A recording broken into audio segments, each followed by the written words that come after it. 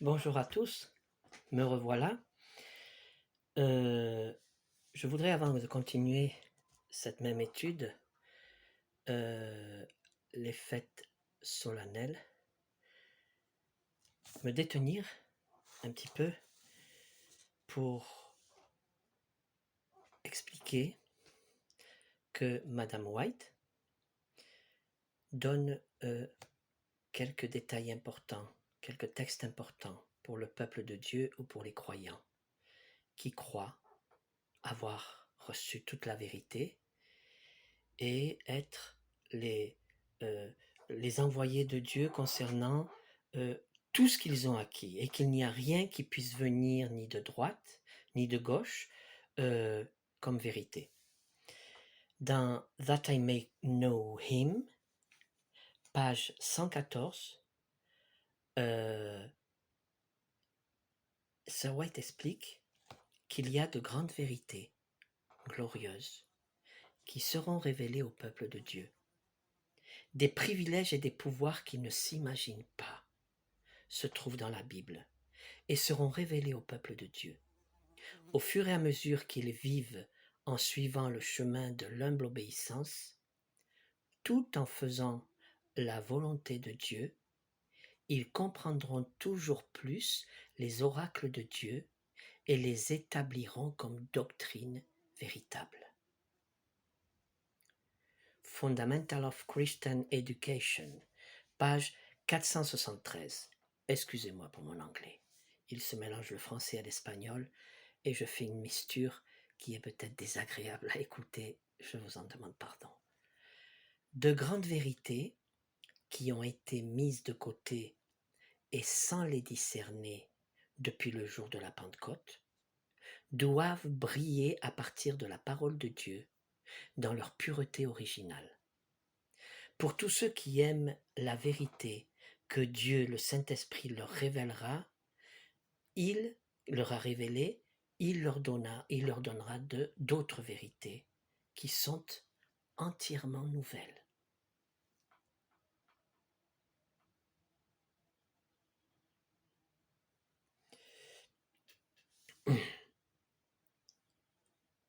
La tragédie des siècles, page 477. Mais le peuple de Dieu n'était pas encore prêt pour aller à la rencontre de son Dieu. Il lui restait encore une œuvre de préparation à réaliser. Il devait communiquer au monde une lumière qui dirigerait leur esprit au temple de Dieu dans le ciel. On parle des adventistes. Pendant que ceux-ci suivent le souverain sacrificateur par la foi, réalisant son mystère, de nouvelles lumières leur seront révélées. Bien. Il est important d'être humble dans ces questions. La parole de Dieu dit que les prostituées vous devanceront dans le règne de Dieu. Un âne, l'animal, a enseigné un prophète de Dieu, Balaam. Celui-ci avait la tête dure et Dieu a dû faire parler cet âne pour que Balaam comprenne que l'affaire qu'il menait devant Akab était totalement contrôlée par Dieu. Une petite anecdote qui m'est arrivée il y a quelques jours. J'étais dans un réseau social et il y avait une étude sur les 144 000, un sujet corsé, un sujet compliqué. Et celui qui menait l'étude la menait très bien. À mon goût, elle était bien, elle m'a plu. C'était bien. C'est un sujet complexe. Beaucoup même de pasteurs évitent ce sujet.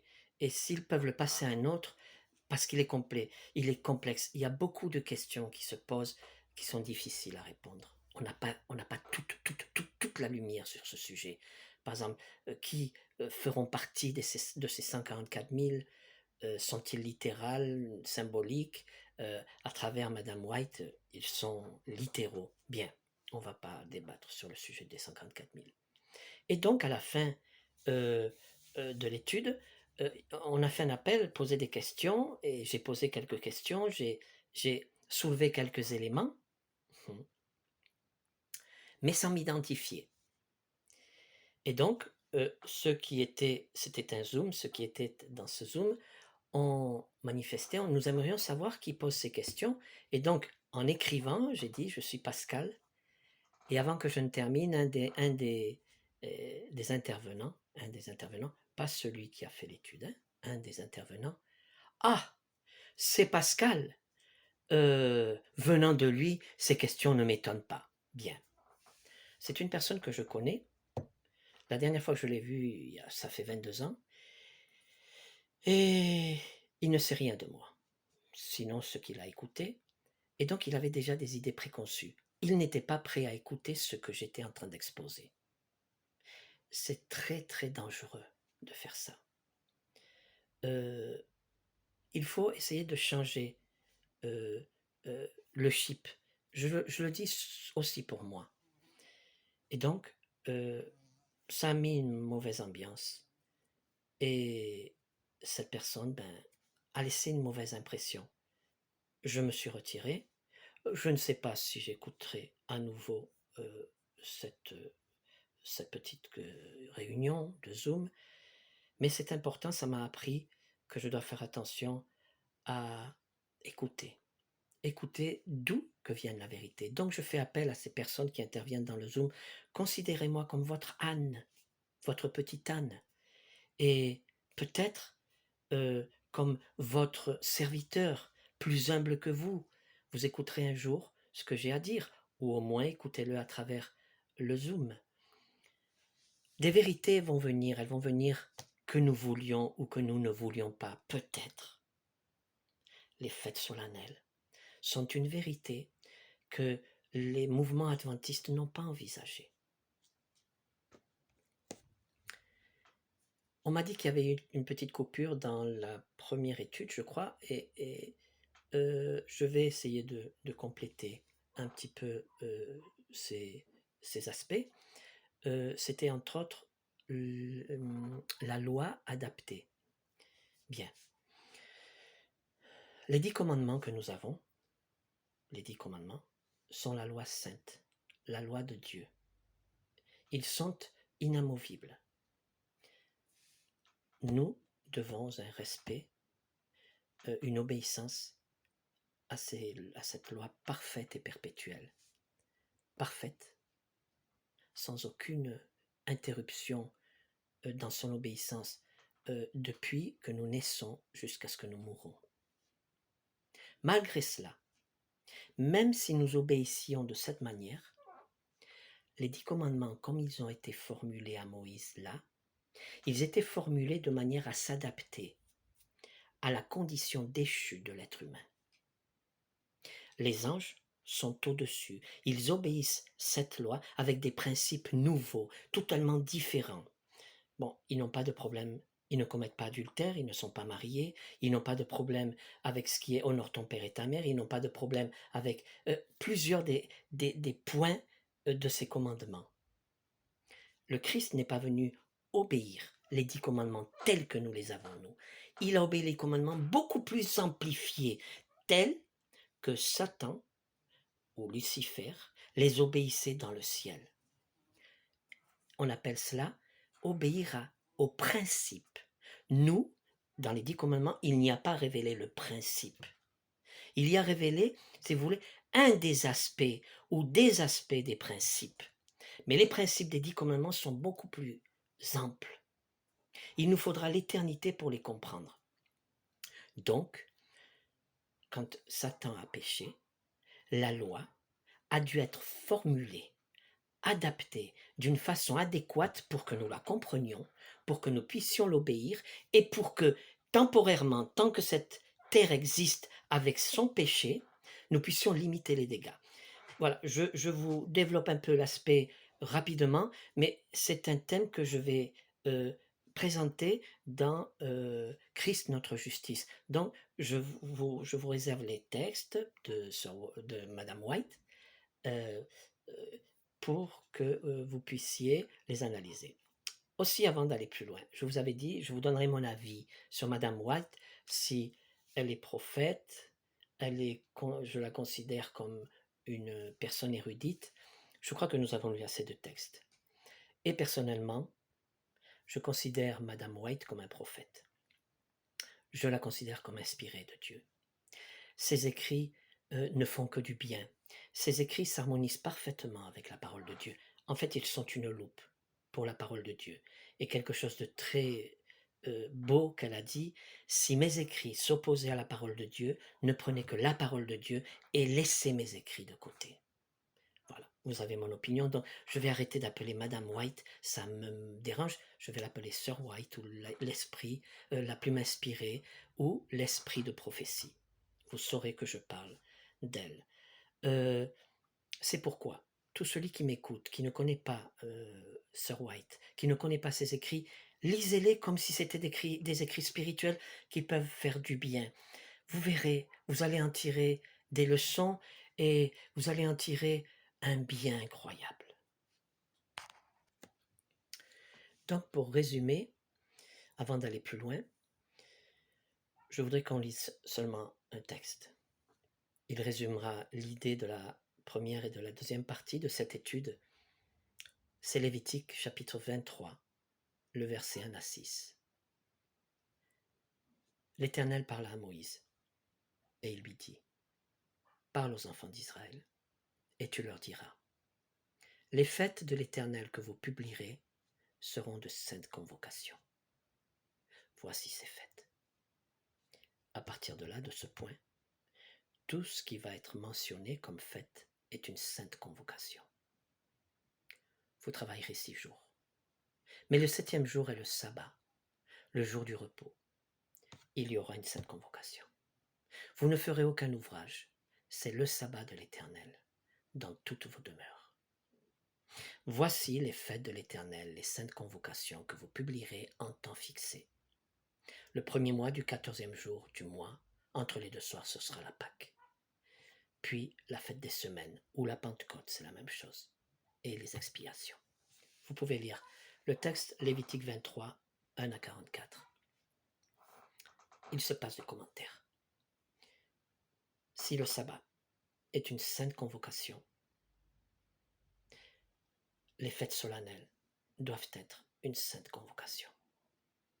À partir de là, si le peuple adventiste, ou le peuple de Dieu en général, ou les croyants respectent le sabbat, ils doivent nécessairement respecter les fêtes solennelles. Je rappelle, ce sont de saintes convocations. Voici mes fêtes. Sir White en conseil pour les professeurs à la page 326, je relis. Ne serait-il pas bon que nous consacrions à Dieu des fêtes durant lesquelles nous pourrions réaviver nos esprits et nous rappeler des soins qu'il nous donne? Le monde a beaucoup de fêtes et les hommes se sont laissés mêler au sport, aux courses hippiques, aux jeux, ils fument, ils s'enivrent. Le peuple de Dieu ne pourrait-il pas avoir présent de saintes convocations pour rendre gloire à Dieu et le remercier pour ses riches bénédictions? Conseil pour les professeurs. Pourquoi ne pas célébrer des fêtes solennelles pour Dieu? Nous démontrerions ainsi que nous avons de l'enthousiasme pour son service, que l'école et l'Église, dorénavant, célèbrent les fêtes solennelles pour le Seigneur. Testimonies for the Church, pour l'Église, volume 2, page 573-574. Dieu donna l'ordre aux Israélites d'observer des jours spéciaux marqués, fixés, pendant lesquels ils ne devraient pas travailler. Mais ces jours devaient être consacrés à réfléchir et à méditer sur les bénédictions que le ciel leur avait fait cadeau. En plus de ces jours de fêtes religieuses spéciales et pleines de joie et de magnificence, la Pâque devait être observée.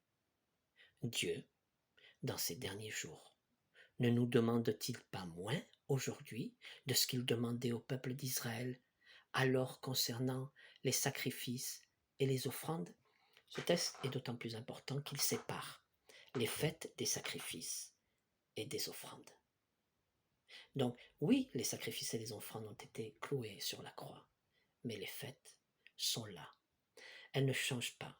elle se modifie, elle s'adapte à la situation de l'être humain. Là, comme on a vu aujourd'hui, on n'a plus besoin de peindre les linteaux parce qu'on n'a pas de sacrifice, et donc la Sainte Seine a été implantée dans la Pâque comme rituel pour pouvoir nous approcher de Dieu par le pain et par le jus de raisin. Alors maintenant, nous allons voir que dès l'ascension de Jésus-Christ, de notre Seigneur Jésus, les disciples continuèrent d'observer le sabbat et enseignèrent à observer le sabbat. Nous allons voir que des païens, les Philippiens, sont initiés dans le respect des fêtes solennelles. Il est important de savoir que si les fêtes avaient été clouées sur la croix, dans le concile de Jérusalem, ça aurait été un point à porter, un point qui aurait été spécifié à partir d'aujourd'hui. Nous orientons le peuple de Dieu à ne plus garder les fêtes, elles sont cérémonielles, etc., etc. Mais personne ne discutait l'authenticité, la solennité et la sainteté de ces fêtes. Dans Hébreux, au chapitre 9, au verset 8 à 10, il est écrit que le Saint-Esprit montrait par là que le chemin du lieu très saint n'était pas encore ouvert. Tant que le premier tabernacle subsistait, c'est une figure pour les temps actuels, où l'on présente des offrandes et des sacrifices qui ne peuvent rendre parfait, sous le rapport de la conscience, celui qui rend ce culte, et qui, avec les aliments, les boissons et les diverses ablutions, étaient des ordonnances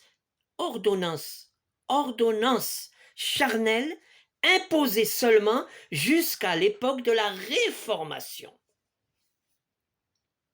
Je suis tout à fait d'accord. La parole de Dieu le dit. Tout ce qui est sacrifice, ablution, boisson, ne peuvent pas rendre parfait sous l'aspect de la conscience. Et donc, sont là jusqu'à ce qu'elles soient réformées, remplacées, amplifiées par le sang de Jésus, par la Sainte Seine, etc.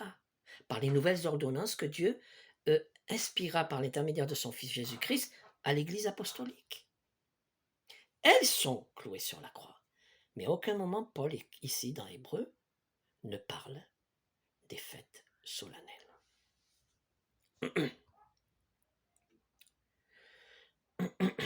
Un autre texte. Actes, chapitre 12, versets 1 à 3. Vers le même temps, le roi Hérode, un impie, se mit à maltraiter quelques membres de l'Église. Et il fit mourir de l'épée Jacques, le frère de Jean, les fils de Zébédée. Ce n'est pas Jacques, le frère de Jésus. Voyant que cela était agréable aux Juifs, il fit encore arrêter Pierre. C'était pendant les jours des pains sans levain. Pourquoi il a fait arrêter Pierre et il a fait toute une campagne pour pouvoir attraper les disciples? Parce qu'il savait qu'ils étaient là, à Jérusalem, respectant les fêtes solennelles. Je continue. Sir White, la plume inspirée, l'esprit de prophétie. Histoire de la rédemption, page 305. Hérode prétendait qu'il pratiquait la foi juive. Il emprisonna Jacques. Hérode avait ordonné que Jacques fût décapité.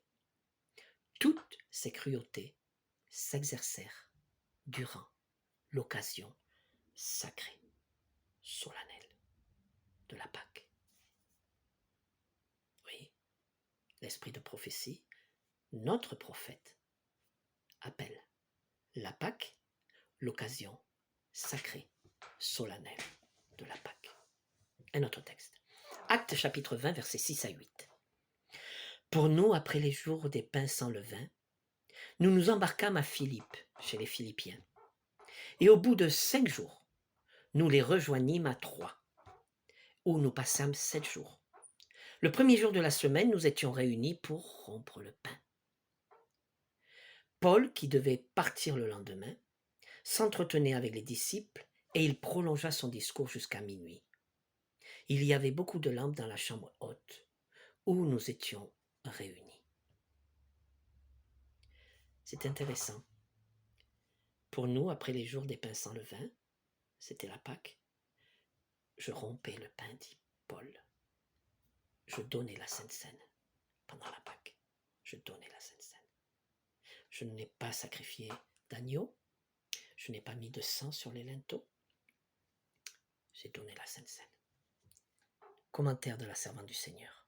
Conquérant pacifique, page 313. À Philippe, chez les païens, ce sont des gentils, ce ne sont pas des juifs. Paul se reposa pour observer la Pâque. Et j'ajoute, pour enseigner aux Philippiens comment observer la Pâque. Je continue à lire. Luc resta aussi avec lui. Les autres membres du groupe continuèrent jusqu'à Troie pour les y attendre. Les Philippiens étaient les plus aimables et les plus sincères des nouveaux convertis par Paul. Et durant 8 jours de la fête, Paul profita d'une joyeuse et pacifique communion avec eux. Les fêtes solennelles faisaient partie de la doctrine des vérités présentes que l'Église apostolique chrétienne enseignait aux païens. Je continue. Acte 2.1. Le jour de la Pentecôte, de la fête des semaines, ils étaient tous ensemble réunis dans le même lieu, parce qu'il avait été prophétisé par Jésus que dans 50 jours, vous recevrez le Saint-Esprit. Exactement en pleine fête de la Pentecôte. Un peu plus loin, nous verrons qu'à partir de la mort de Jésus, à la Pâque, tous les événements qui se déroulent, les plus importants, vont se dérouler pendant les fêtes solennelles. Les fêtes solennelles sont un calendrier, une feuille de route, pour employer les termes qui se font aujourd'hui en politique, lancés par les Américains. La feuille de route, c'est joli, c'est bien, ça plaît, et elle nous indique où nous sommes et quelle date ou quel moment de l'histoire nous sommes. Un autre texte, Actes 18, 20 et 21.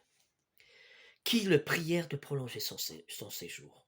Et ils prièrent à Paul, les Éphésiens, de prolonger son séjour. Mais il ne consentit point. Il prit congé d'eux en disant « Il faut absolument que je célèbre la fête prochaine à Jérusalem. Je reviendrai vers vous, si Dieu le veut. » Et il partit d'Éphèse. Je dois être là-bas. J'ai promis qu'au moins cette fois-ci, je serai à Jérusalem pour célébrer la fête de la Pâque. Ouais. Paul. Jésus est ressuscité. Il est un pilier dans l'Église apostolique. Il enseigne la doctrine de Dieu. C'est lui qui va enseigner la justification par la foi d'une façon plus merveilleuse que n'importe qui. C'est lui qui a parlé directement avec Jésus après la mort de celui-ci et sa résurrection. Actes chapitre 20, versets 16 et 17. Paul avait résolu de passer devant Éphèse sans s'y arrêter, afin de ne pas perdre de temps en Asie. Car il se hâtait pour se trouver, si cela lui était possible, à Jérusalem pour le jour de la Pentecôte. Cependant, de Millet, Paul envoya chercher à Éphèse les anciens de l'Église.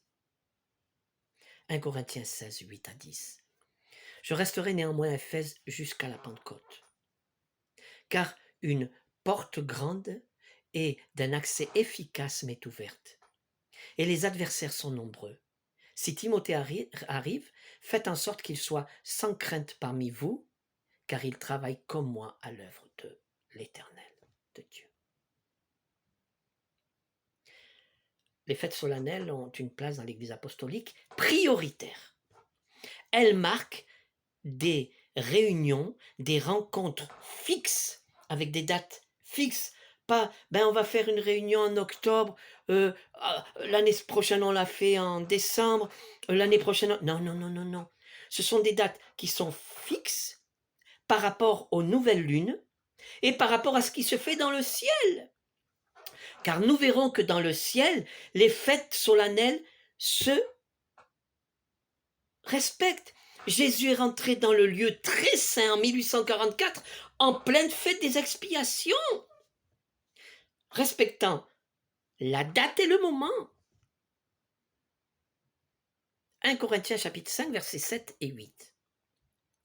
Célébrons donc la fête, non avec du vieux levain, non avec le levain de la malice et de la méchanceté, mais avec des pains sans levain de la pureté et de la vérité. Je vous ai écrit dans ma lettre de ne pas avoir des relations avec les impudiques, non d'une manière absolue avec des impudiques de ce monde, ou avec les cupides et les ravisseurs, ou avec les idolâtres. Célébrons la fête dans un esprit nouveau, avec la Sainte Seine, sans mélanger les choses.